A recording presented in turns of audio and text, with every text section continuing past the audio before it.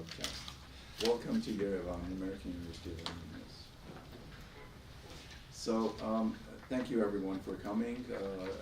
We're very happy to launch this collaboration between WSL, which is a Swiss research agency, on a number of issues that we'll talk about soon, and the Acopian Center. But of course, this is of relevance broadly to the university, and not only the Acopian Center, but also all the other components or parts of the university could be engaged. Please come sit. And it will be a 3-year collaboration that we start. We'll talk a little bit more about what that collaboration is about.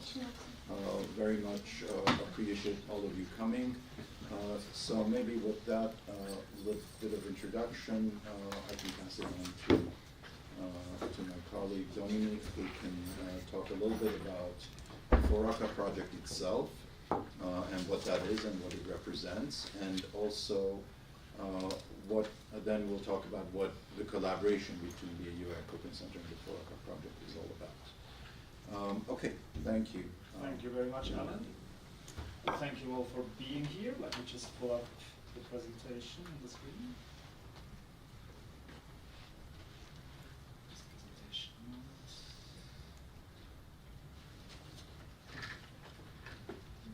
So, thank you all very much for being here. As Alan has said, my name is Dominik Braunschweiger. I'm from the Swiss Federal Institute for Forest, Snow and Landscape Research, WSL. With me today is my colleague and supervisor, Marco Pütz. Together we are coordinating WSL's involvement in the Forest Restoration and Climate Change in Armenia project, FORACCA, which is a project funded by the Swiss Agency for Development and Cooperation, SDC. And the project is being implemented both by our research institute, WSL, as well as the Forest Alliance of Armenia, and subcontracted partners to WSL, including the Swiss Meteorological Agency, Meteo Swiss, Swiss NGO Zoï Environment Network, and the Swiss Consulting Agency, Inaugural.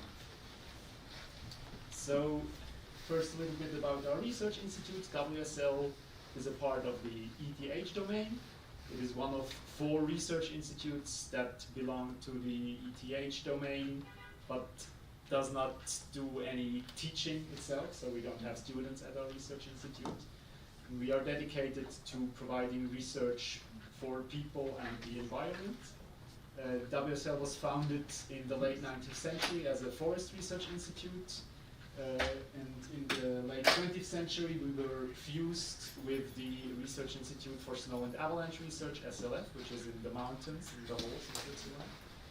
And WSL is dedicated to providing excellent research, but also especially to engage in knowledge transfer and practical applications of our research, including several federal mandates, such as the National Forest Inventory of Switzerland, which is being done by WSL.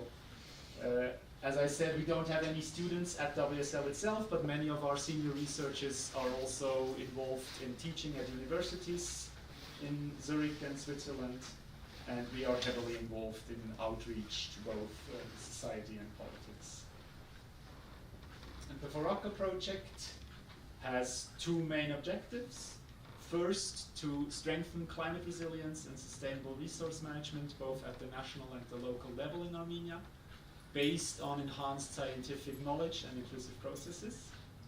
And second, to reduce vulnerability and poverty in Armenian communities by promoting multiple-use forest management and climate resilient development.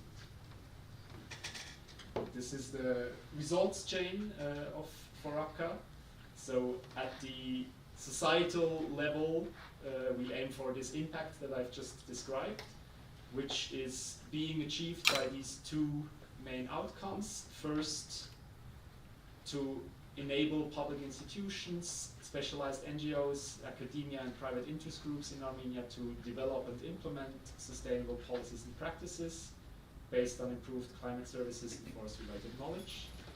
And second, to assist local Armenian communities in initiating climate change adaptation measures and to enable their population to benefit from sustainable forest landscape restoration and agroforestry. And so the colored outputs here are the ones that WSL is responsible for. The white ones are partners of the Forest Alliance main responsibility. So this first output that we are responsible for is to cooperate with state institutions in Armenia to increase their capacities for national climate policies and services, and provide regionalized climate scenarios as well as local climate impact profiles for all Armenian communities. Second, to improve the scientific knowledge base and capacities on forest monitoring and climate smart management of forests, and to develop recommendations for climate resilient forest management to be shared with relevant stakeholders, relevant public institutions such as the Ministry of the Environment, Tower, and of course our partners of the Forest Alliance. And then on the community level, we are working together with 8 selected communities and settlements to implement a so-called toolbox for climate resilient local development through a process of stakeholder workshops and support them in the development and the implementation of adaptation measures. So I've already gone over some of these key FORACCA activities that WSL will be responsible for over the next 3 years. We have the regionally downscaled climate scenarios, downscaled to a resolution of 1 square kilometer. Based on these climate scenarios, we will develop local climate impact profiles for all Armenian communities. And the Swiss Meteorological Institute, MeteoSwiss, will conduct a peer-to-peer review of Hydromet's institutional capacities according to international standards. Second, we have developed a remote sensing analysis of vegetation height cover in Armenia, which I will go into a bit more detail about later on in this presentation. We will conduct an analysis of expected climate change impacts on Armenian forests and provide recommendations for climate resilient forest management. And we will conduct an analysis of Armenian forest and climate governance and provide recommendations to promote sustainable policies. And then, as I said, at the local level, we have this toolbox process, which we are piloting in a total of 8 communities and settlements. And based on these pilots, we will then prepare training materials for the toolbox, which will be disseminated in order to enable this process to scale up and enable additional communities to go through this process themselves, supported by online courses for community staff. And one big overarching activity across all of these project goals is to engage in knowledge exchanges and capacity building with Armenian institutions, stakeholders, and academia. And this is where our cooperation with AUA over the next few years comes in. This is a big part of these knowledge exchange activities that we want to engage in. And Alan will now tell you a little bit more about what that's going to look like. Thank you very much. All right, I need to get out of this presentation.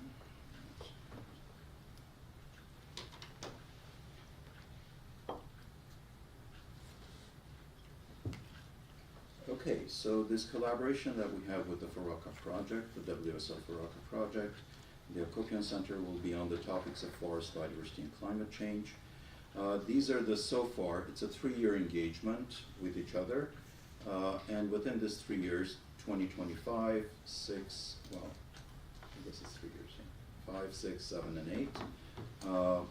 But 5 is almost over. So we will have, well, today's event, of course, was the launch, and we'll have an inaugural talk. We are planning a talk series, and I'll tell you a little bit more. 3 summer schools will be organized. Master's thesis support will be also part of this collaboration.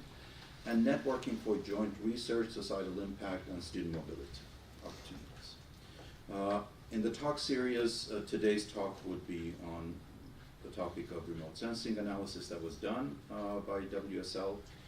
Upcoming topics will be related to COP17, preparation for COP17, so it will be very much biodiversity focused. Because as much as, of course, the work of FORACCA is about biodiversity, it is more focused on forests specifically, and not biodiversity in general, forest specific. So, but we will try to go a little bit broader for the first year because we're preparing for hosting COP17 in Armenia. So whenever you see this road to COP17 kind of symbol on the site, it's part of this whole bigger effort to prepare, our effort to prepare society for COP17 coming up. And some of the upcoming topics in the coming year until next October 2026, when the COP17 will take place in Yerevan from 18th of October to 30th of October. Integrating biodiversity standards into municipal land use regulations, biodiversity in the city, nature-based solutions for nature-positive economy, and Swiss Common Garden Network of future tree species. So there's very interesting experimentation being done in Switzerland on, and you'll learn more about it when it comes up. The next will be a series of summer schools, which will not only necessarily be open to AUA students, it could be open to many students, students from all institutions, higher education institutions in Armenia. So it will be a competitive application process students will go through. And this coming summer, we want to focus on citizen science and biodiversity and forest conservation restoration. So university students will learn how to use citizen science tools, the pluses, the minuses, and then also mobilize. We plan as part of this also, or along, this will also support the effort to do a big citizen science campaign in the country, starting probably from April and going all the way to maybe the COP itself, of using tools like iNaturalist and other tools that are, and starting big biodiversity information collection campaigns using schools, using youth groups, using citizens in general, and with multiple kind of objectives of increasing awareness about biodiversity around us, but also helping science understand how this powerful tool of citizen crowdsourcing of information can work. And so, but the next two is not clear yet. We'll have to discuss what it is that we can focus on for the next two summer schools. We haven't talked very detailed yet, but we expect about 30 to 40 students will participate in the summer schools. The next group of activities will be around master's thesis support. FORACCA generates remote sensing and downscale climate scenario information that can be used for analysis through master's thesis. So they've collected a lot of information, they do analysis for their purposes, but that information can have many other implications or be valuable for consideration in other kind of analyses for better understanding climate change, forests, and their relationships. WSL will prepare research questions, will offer it to us, will discuss, negotiate the question. And AUA Acopian Center will identify master students from all the programs at AUA. It could be political science, it could be data science, it could be, you name it. So it could be the environmental program. And then there will be co-supervision. There's a possibility of also sending students to WSL while they're doing their research to collaborate with Swiss researchers, and so we'll see. It all depends on specifics of the thesis project. And then the last big chunk we have of activities, which is the least well defined, but I think not less valuable to consider and to look into, is networking for joint research, societal impact, and student mobility opportunities. So we already are in discussions to organize joint sessions at the Swiss Landscape Congress in September 2026, joint session at the COP17, which will take place in Yerevan, and possibly joint session at the World Biodiversity Forum in fall 2028. There's one this fall, 2026 fall, but I don't think we'll make it for that, 2028. And then we want to look into possibilities of applying to joint research. It's great to have people from political science and data science because that strengthens the team that can collaborate with Swiss researchers. And also looking into opportunities of Erasmus Plus with mobility with Swiss institutions, ETH, LP, University of Zurich, and others.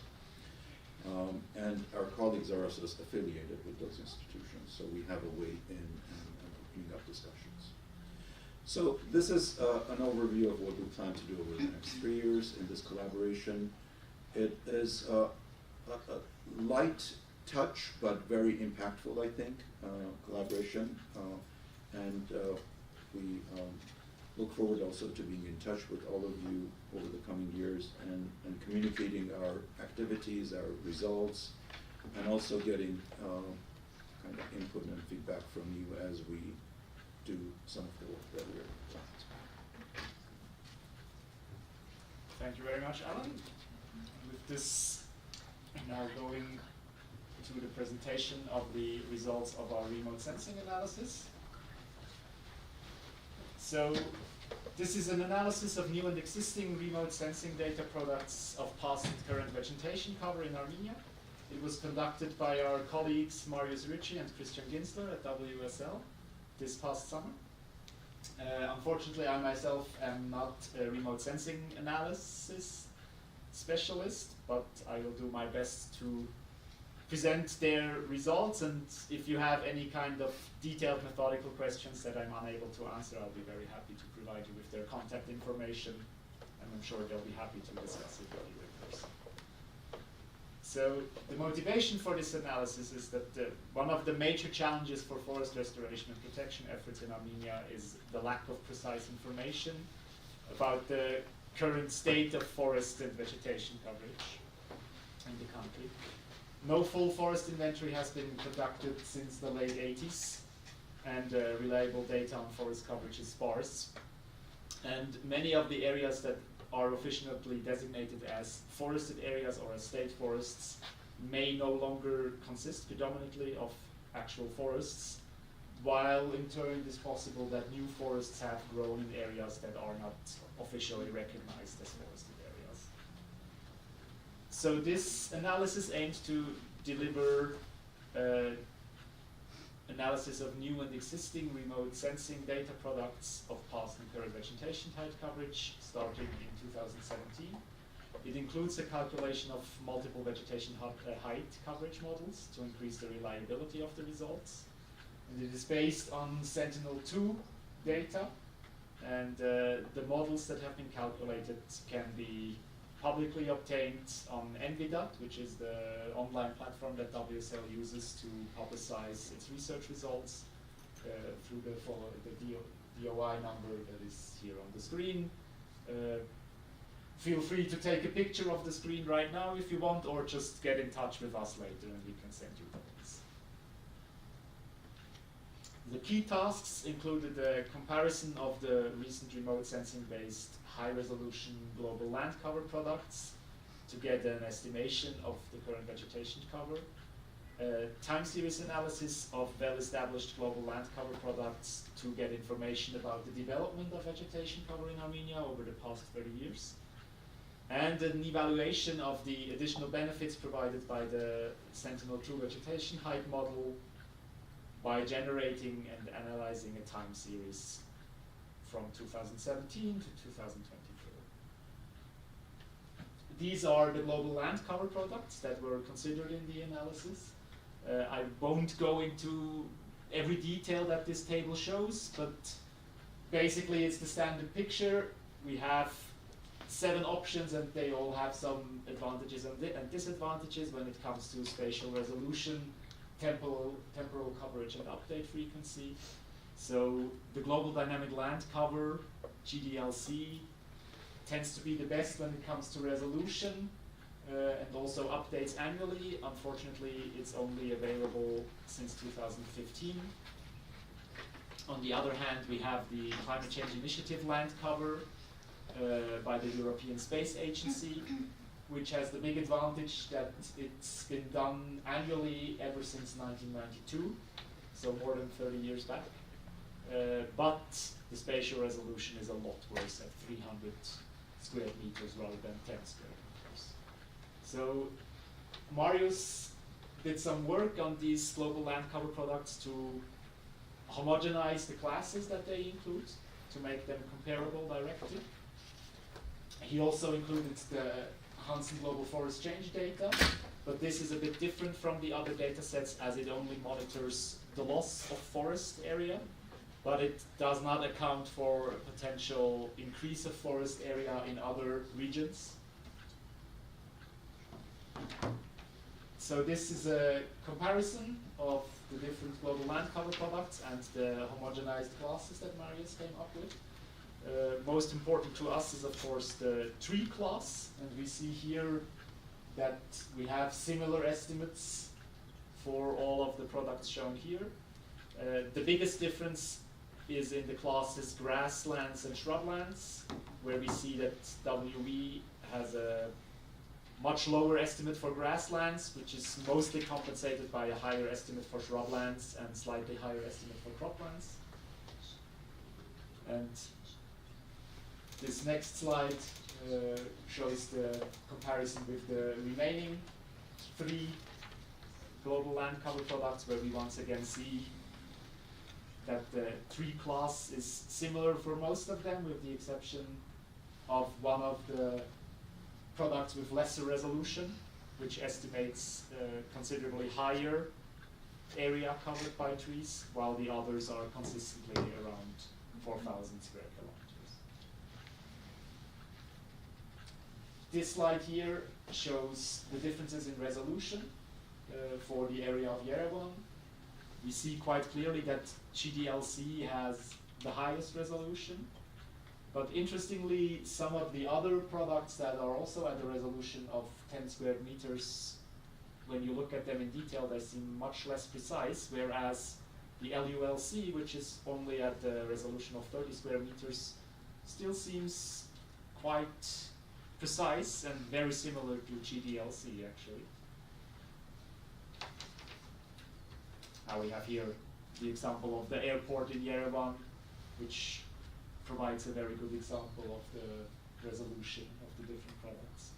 And here we have the same for the Jerevan region in Tavush, where we see a bit more of the tree cover. And once again, we see that GDLC and WC have the best resolution, but LULC is still very good, considering that it's only at a resolution of 30 square meters. And when it comes to the development over time, the LULC product, which goes back all the way to 2000, shows rather stable evolution of tree cover, with grasslands decreasing slightly, while croplands increase slightly over the past 25 years. And we have similar picture when it comes to the development of tree cover for these other land cover products. With tree cover here decreasing slightly in the early 90s, but then increasing again in 2015. And Marius speculates that this is most likely due to slight differences in class definitions rather than actual developments on the ground. The Hansen Global Forest Change dataset shows a slight decrease of forest area ever since 2000, 50 square kilometers. However, as I mentioned before, this dataset does not include increases on other areas, so this slight decrease might have been compensated or even overcompensated in other areas. So, what are the advantages of the new vegetation height model? Well, it provides additional 3D information content of vegetation height, and it is only dependent on the Sentinel-2 imagery, which is freely available to anybody. We can also see here in this comparison of Tavush that its resolution is comparable to the GDLC product, which was the best of the global land cover products available. And it even shows a bit more detail when it comes specifically to vegetation.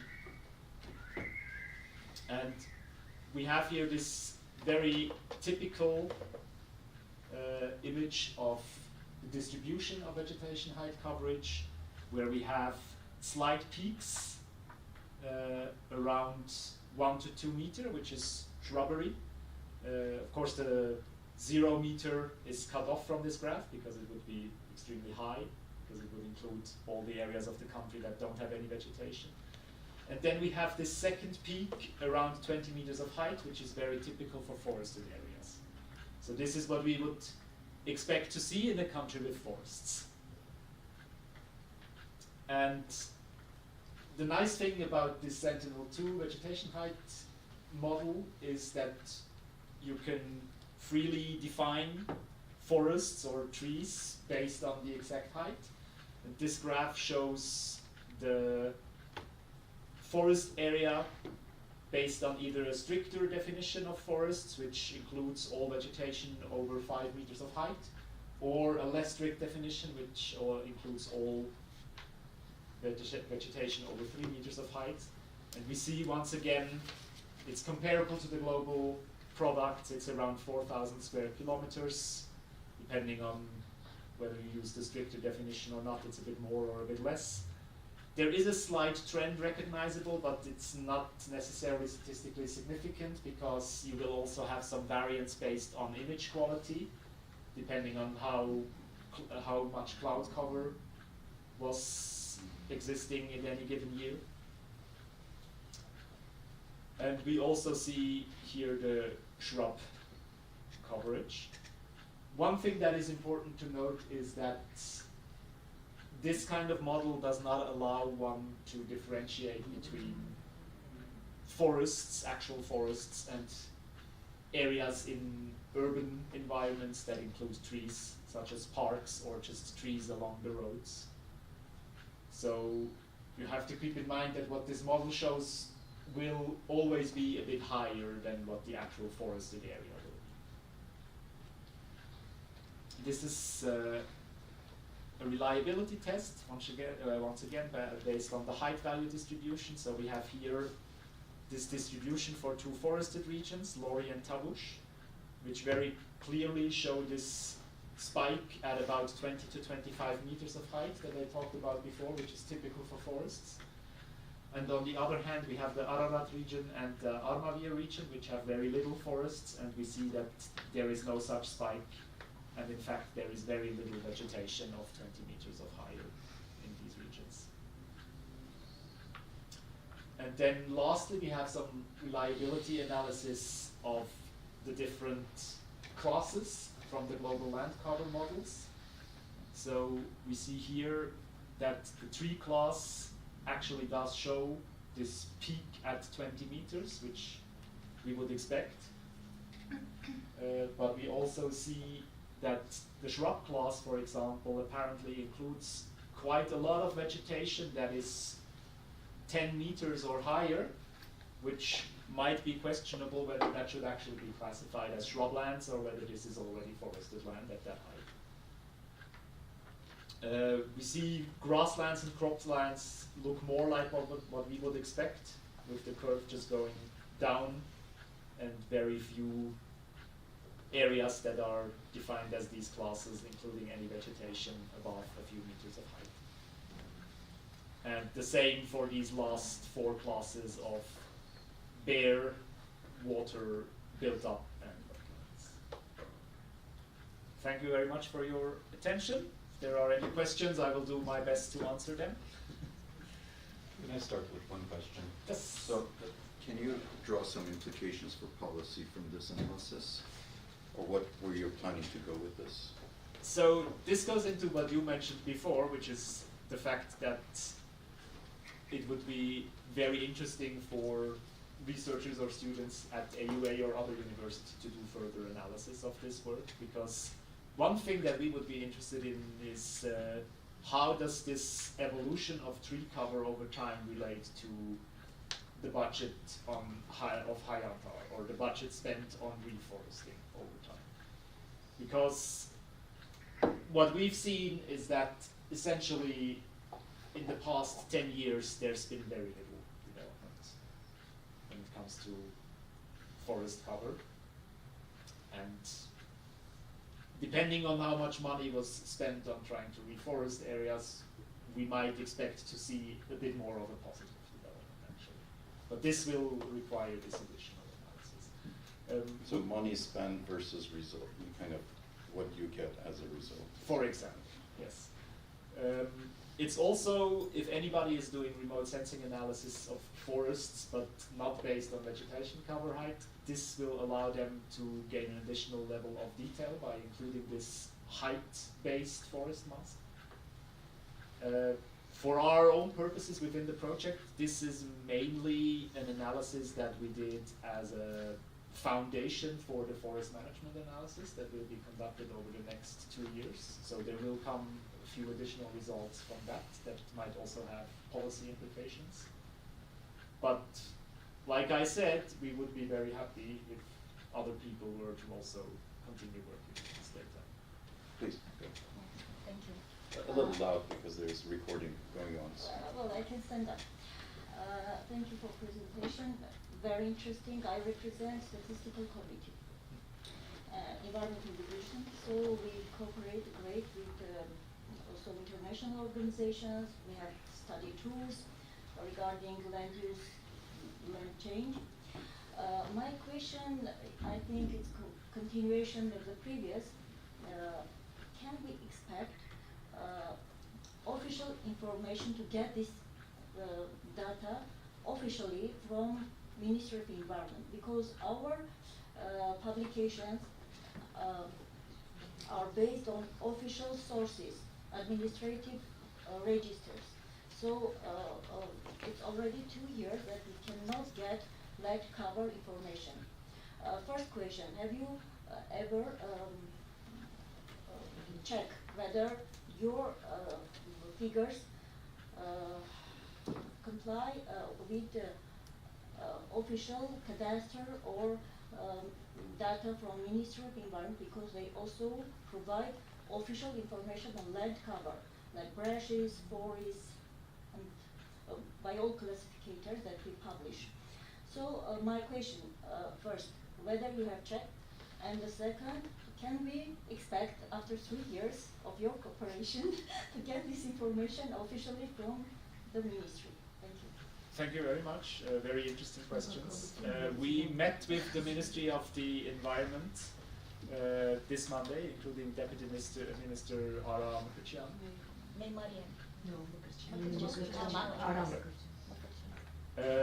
And one of the purposes of the meeting was to present this analysis to them. Unfortunately, we did not have the time to go into a lot of detail, but their first reaction was that the results on forest cover are about in agreement with their official data. We would very much like to actually receive the GIS files from the Ministry of the Environment and compare it in detail, but we're still working on that. We did promise that we will provide the analysis and the data to them, so hopefully they can include it into their official communications in the future, but we will still have to negotiate how exactly that's done. Thank you. Maybe to add on that, so we would be really interested in seeing these things happen, to compare the land cover of the forested land you can identify by remote sensing sources, and to compare that with the legal forest, with protected areas, and all these things. Well, it would be really great to have the opportunity to work with the current shapefile, current JS layer. Honestly to speak, they had a lot of projects, but they are pilot.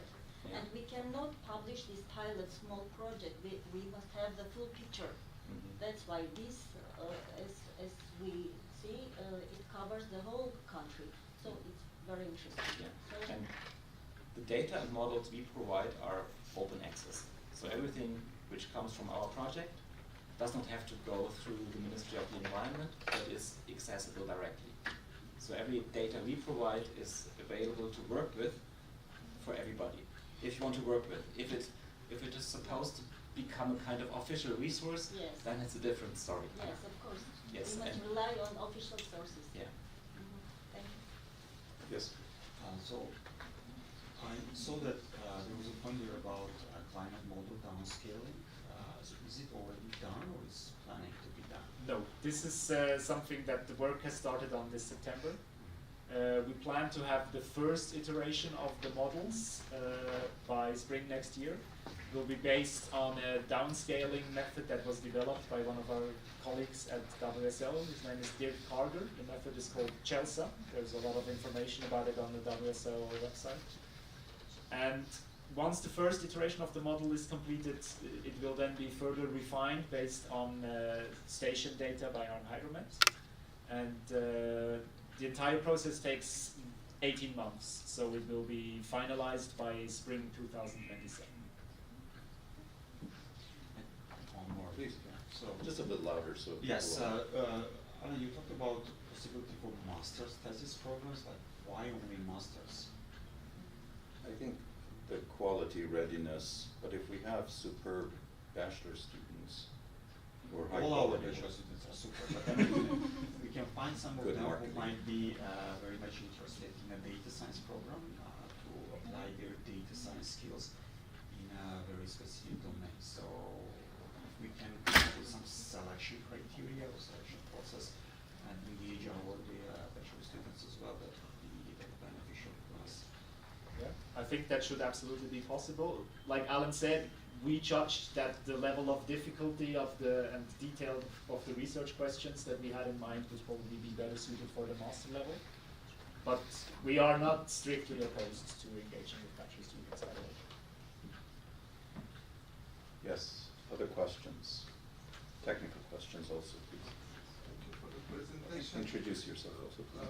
Armenia Agrarian University. One question concerning your key activity. You write about local climate impact profile for all Armenian community. Which way you should do that? Because in Armenia we have 900 and more community. It's very difficult. Give a specific profile for each community.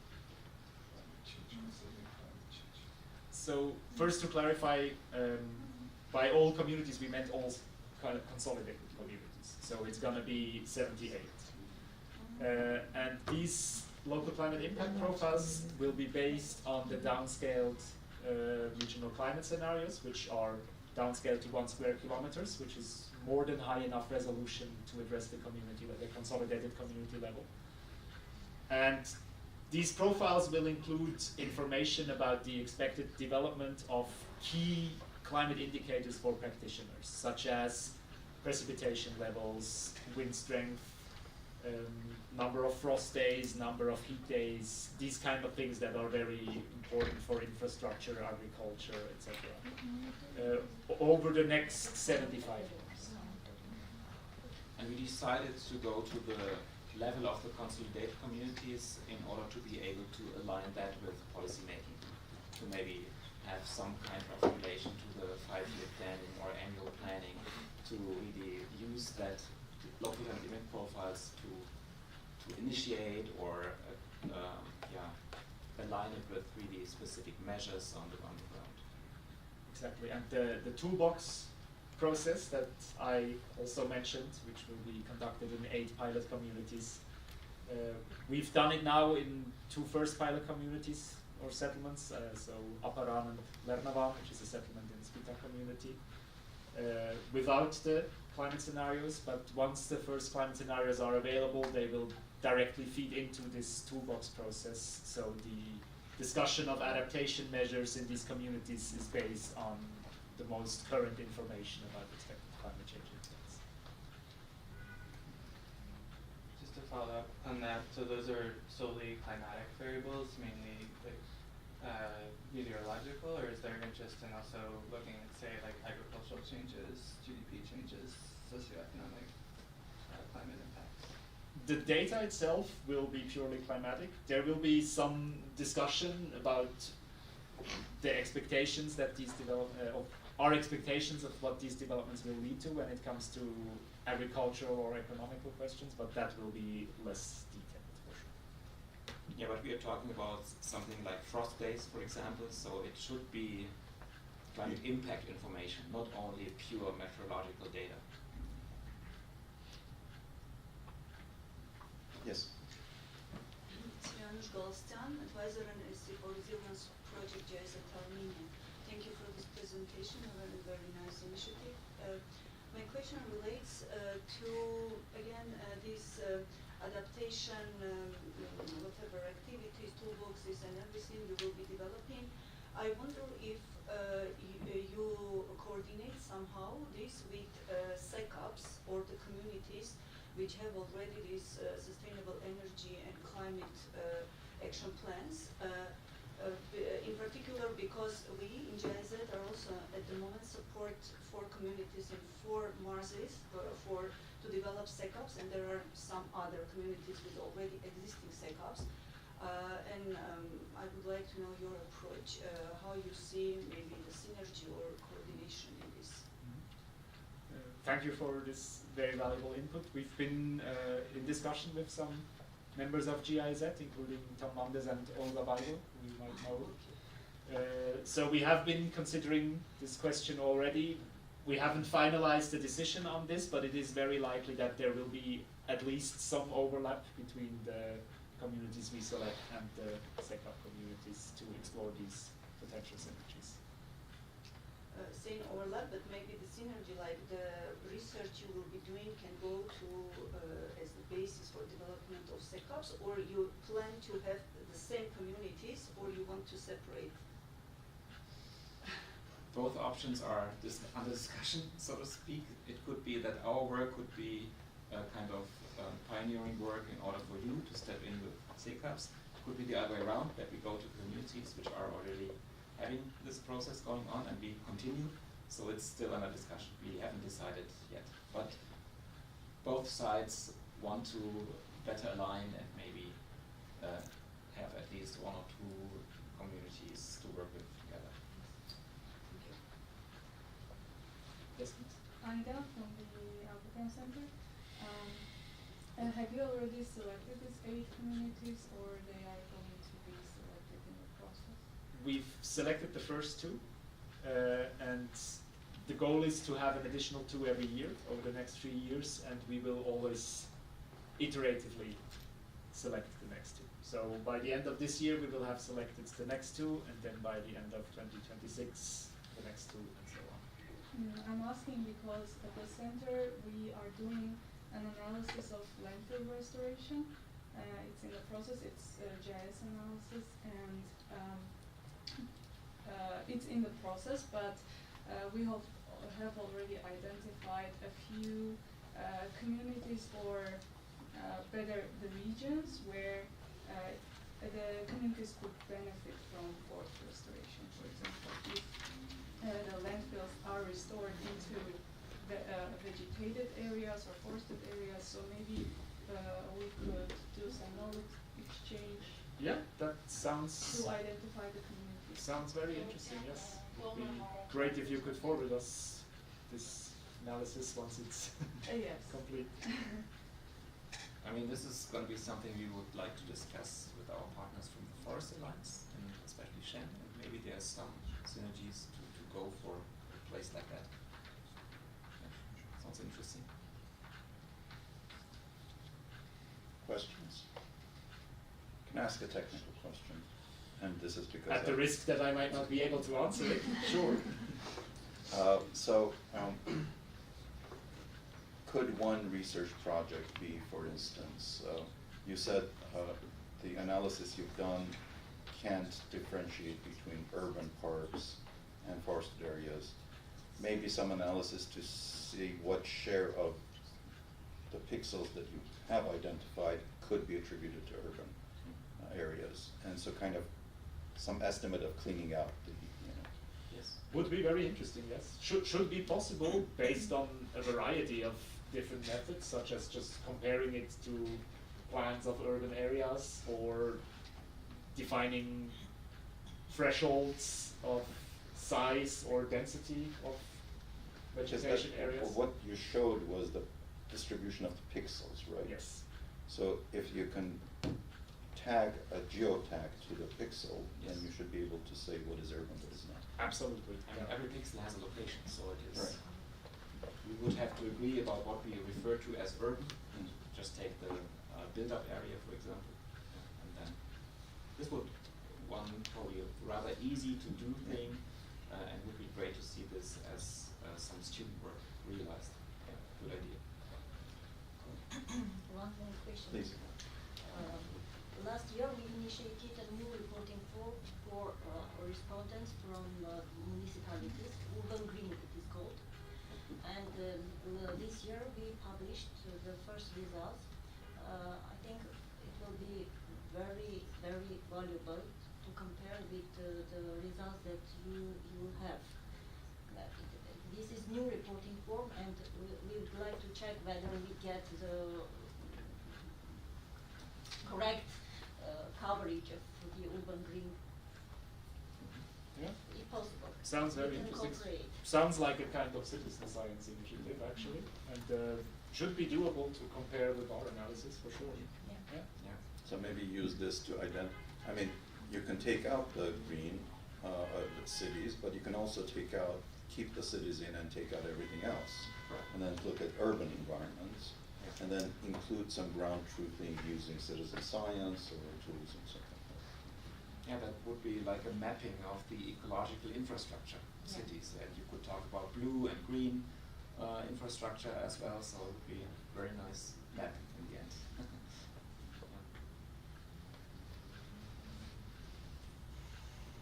Ahmed? No technical questions? Not yet. Nothing excites you?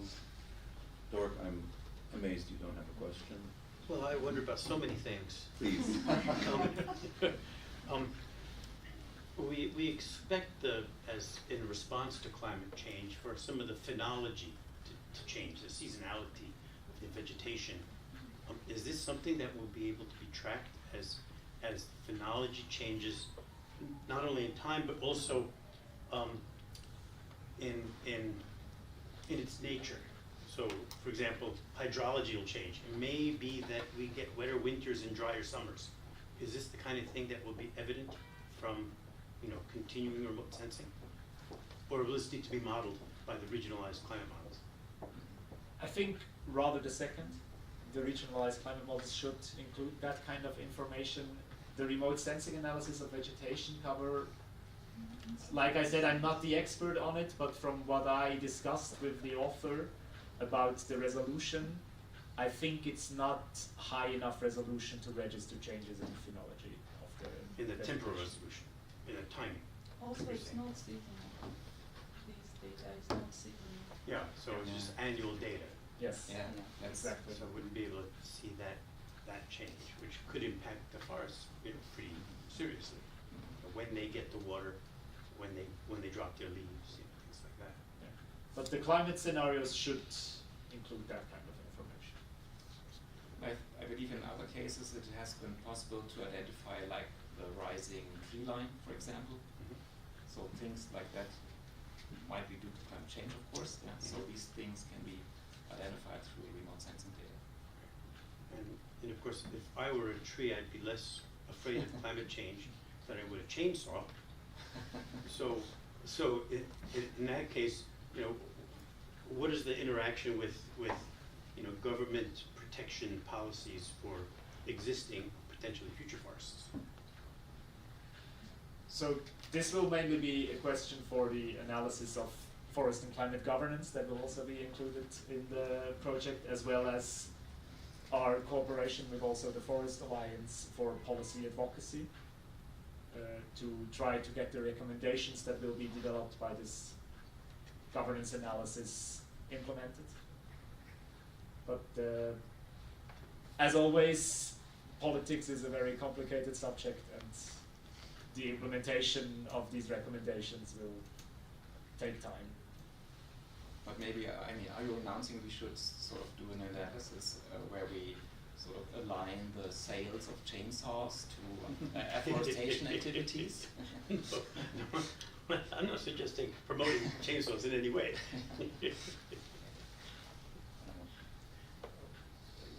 Another kind of technical question. So you have now this database. I'm assuming Sentinel keeps going around and collecting information. So can this be an ongoing database, kind of a live database that someone can house, hold? That would be great. Marius is planning to update these first results probably this month or next month, once the results of Sentinel-2 come in, I think in early October. But long term within the project, it's not budgeted to keep this updated, so we might be able to do another update towards the end of the project, which would also be very interesting because we might be able to see some effects of the reforestation and afforestation work that will be conducted by the Forest Alliance. But it would absolutely be great if somebody else were to take on this. Something to think about to create a lab, a center where this is housed and it's can become this. Actually, we would like to see this happen. Yeah. I mean, Armenia is talking about forest inventory, but and they do the first sort of panels this year, right now. But it takes time to really have a full idea coming from forest inventory activities. So for the meantime, this is sort of a kind of alternative approach to really have this data. So there would be involved, I guess, some training, some use of your approach and so on and so forth. And after that, it's autopilot, right? Yeah. Yeah, from what we understand from our talks with Marius and Christian, it's not very time or computing intensive to update this model once you understand how it works and you've got it in mind. Just wondering about that in the other direction. It sounds like so the vegetation height model is based primarily on Sentinel, so you can only go back to 2015. And it sounds like you went to 17 here.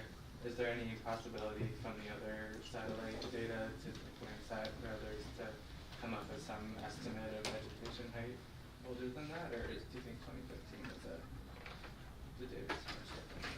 I don't know enough about the quality of the satellite data to answer this question. We would have to ask Marius, but from what I understand, there's a good reason he works with Sentinel data, so I'm not sure if that would be possible.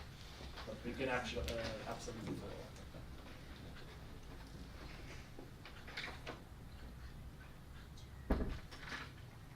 Are there any other questions? Thank you very much, everyone, for coming, and thank you, Travis, and colleagues.